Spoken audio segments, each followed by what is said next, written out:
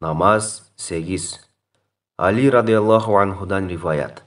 Пайғамбар саллаллаху алейхи вассаламдың ақырқы сөздері: намаз, намаз, қол астыңардағы құл қызматкерлерге әділетсіздік қылып, алардың құқығын тебелеп қоюдан Алладан қорқыла, деді. Ali радиаллаху анхудан риваят.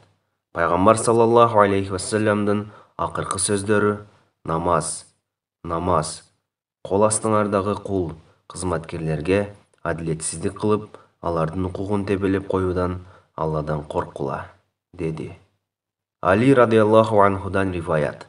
Пайғамбар саллаллаху алейхи вассаламдың ақырқы сөздері: намаз, намаз, қол астыңардағы құл қызматкерлерге әділетсіздік қылып, алардың құқығын тебелеп қоюдан Алладан қорқыла, деді.